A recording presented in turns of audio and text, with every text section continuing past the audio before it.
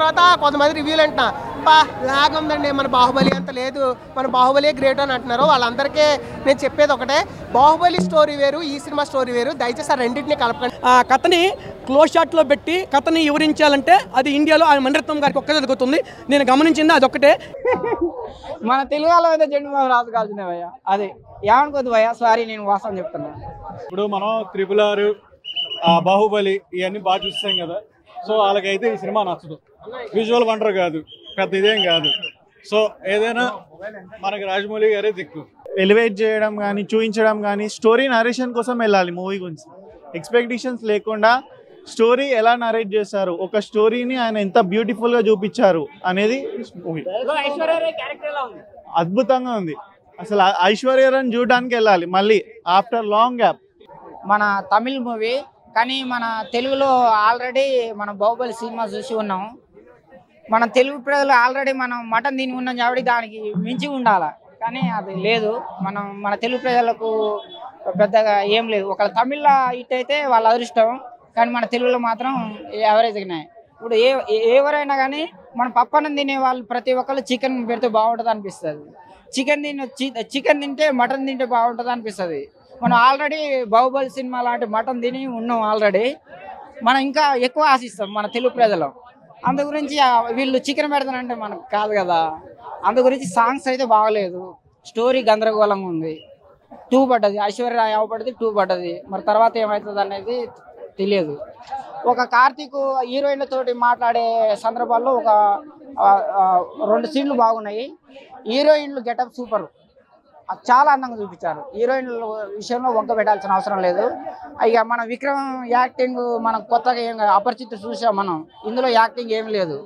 ఆ సినిమా రాజుల సినిమా, వీరత్వం లేదు. వీరత్వం ఉండాలి కదా. మనం ఆల్రెడీ బాహుబలి సినిమా చూసినాం, విలన్లో వీరత్వం ఉంది, హీరోలో వీరత్వం ఉంది. ఇందులో హీరోకి లేదు, ఎవరికి లేదు వీరత్వం. హీరో జెండు బాబు రాసుకోవాల్సిందే, ఏం లేదు. మా తెలుగు వాళ్ళని జెండు బాబు రాసుకోవాల్సిందే. పనులోనే ఇది మీరు కావాలంటే చర్చింగ్ చేసుకోండి. నేను గ్రంథాలయం చదివాను, నిన్నే చదివాను. ఒక గ్రంథాలయంలో చోళరాజులో ఉన్నటువంటి పరిపాలన మొత్తం కూడా రామాయణం భారతం మొత్తం కూడా అదే పీరియడ్లో నిర్మించారు. సో అప్పుడు కక్షలు కూడా ఎప్పుడు ఎఫెక్ట్లు కూడా చోళరాజు పరిపాలనలోనే ఉన్నాయి. అప్పుడు స్వతంత్రం రాకముందర చెన్నై, మధురై, మన శ్రీలంక ఇవన్నీ కూడా కలిసి ఉన్నాయి. శ్రీలంక కూడా మన ఇండియాలోదే. సో ఆయన మాత్రం ప్రూఫ్ చేశారు. వండర్ఫుల్, చాలా హ్యాపీనే వేసింది. మణిరత్నం గారు నిర్మించిన విభాగం మొత్తం కూడా ఆ టైం ఎలా ఉంటుందో కూడా అంత కళ్ళకు కట్టినట్టు చూపించాడు. చాలా హ్యాపీగా ఫీల్ అయింది. సో ఇంకొక నాకు అంశం ఏంటంటే, హిస్టారికల్ సినిమా కాబట్టి బ్యాక్గ్రౌండ్ మ్యూజిక్ అంతా కూడా ఏఆర్ రెహమాన్ గారు చేసినటువంటి మ్యూజిక్ ఇంకొంచెం అయిపోతే కావాలి. ఎందుకంటే ఏఆర్ రెహమాన్ గారు మ్యూజిక్ మొత్తం కూడా ఆయన కొంచెం ఆయన రిథమ్స్, ఆయన బ్యాక్గ్రౌండ్ వైలెన్స్ ఇవన్నీ ఎక్కువ ఉంటాయి ఆయన మ్యూజిక్లో. సో ఇది హిస్టారికల్ కాబట్టి కొంచెం తగ్గుంది. కొంచెం సాంగ్స్ యాడ్ చేస్తుంటే ఇంకొంచెం బాగుండేది. నేను చాలా బాగా హ్యాపీగా ఫీల్ అయ్యాను. అంటే మణిరత్నం మార్క్ అంటే ఆయన కథ, మణిరత్నం గారికి నా ధన్యవాదాలు. ఎందుకంటే మణిరత్నం గారికి ఒక్కరికే దక్కుతుంది. ఏంటంటే అంత పెద్దగా ఏమీ లేదు. హానెస్ట్లీ స్పీకింగ్, మీరు డిలీట్ చేసినా పర్లేదు, బట్ అంత గొప్పగా లేదు. సినిమా అయితే ఏదో, కానీ విజువల్స్ పరంగా పెర్ఫార్మెన్స్ అంటే ఏముందని పెర్ఫార్మ్ చేయడానికి? సినిమాలో ఒక ఉండాలి కదా, ఒక లెంత్ ఉండాలి. ఇప్పుడు 10 పార్ట్లు డ్రామా ఎంతైనా తీయొచ్చండి. విజువల్ వండర్ ఏం చూపించకుండా ఇప్పుడు మనం డ్రామా ఎందుకని చూస్తాం? ఇలాంటి రాజుల కథల్లో డ్రామా చూడలేం కదా. మనకు విజువల్ ఫ్యాక్టర్ కావాలి కదా. మనం RRR, మన ఎరా ఏంటి ఇప్పుడు? బాహుబలి, RRR, KGF, నెక్స్ట్ ఏది వచ్చినా ద బెస్ట్ ఉండాలి. అంతేగాని రాజులు కూర్చొని మాట్లాడుకుంటే ఎంతసేపు? ఐశ్వర్యరాయ్ పెట్టినా, త్రిషాన్ పెట్టినా, ఎంత అందంగా చూపించినా, రవివర్మన్ గారు ఉన్నా, ఏఆర్ రెహమాన్ గారు మ్యూజిక్ కొట్టినా అంత పెద్దగా ఏమి ఉండదు, ఇంపాక్ట్ ఏమి ఉండదు.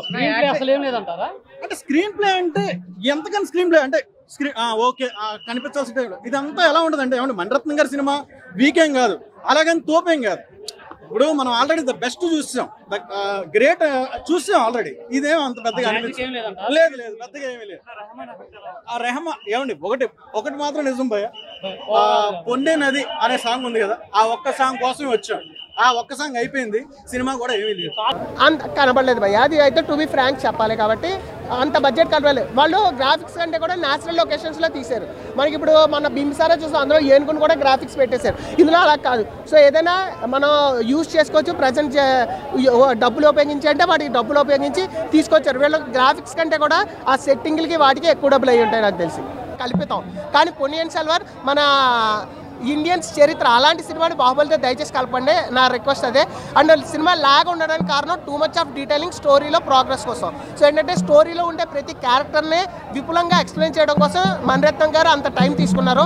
అంటే మనం చాలా సినిమాలు చూస్తాం, హిస్టారికల్ సినిమా అనగానే అయితే ఓ 2 యుద్ధాలు ఎట్టడం, లేకపోతే ఒక రాజు వెళ్ళిపోయి యుద్ధాలు చేసేయడం. ఇవి కాకుండా స్టోరీ అంటే ఒక రాజ్యంలో భటులు కానీ లేకపోతే సామంతరాజులు కానీ ఎటువంటి కుట్రలు చేస్తారు అనే దాన్ని చాలా నీట్గా క్లీన్గా ఎక్స్ప్లెయిన్ చేశారు. ఈ ఫస్ట్ పార్ట్లో అయితే మెయిన్ క్యారెక్టర్ కార్తీదేనే చెప్పచ్చు. సినిమా 3 గంటలు ఉంటే 2 గంటలు ఆయనే ఉన్నాడు.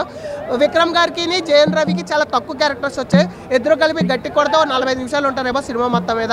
అండ్ క్లైమాక్స్లో విజువల్స్ అయితే బాగున్నాయి. సినిమాలో విజువల్ ఎఫెక్ట్స్ కంటే కూడా న్యాచురల్ లొకేషన్సే చాలా వరకు యూజ్ చేశారు. ఎందుకంటే మన మణిరత్నం గారు ఏమనుకున్నారంటే ఇది ఒక చరిత్ర, దాన్ని ఎక్కడ వక్రీకరించకుండా నిజంగా జరిగిన చోట తీయాలని ఆయన ట్రై చేశారు. అది చాలా బాగా వర్కౌట్ అయింది.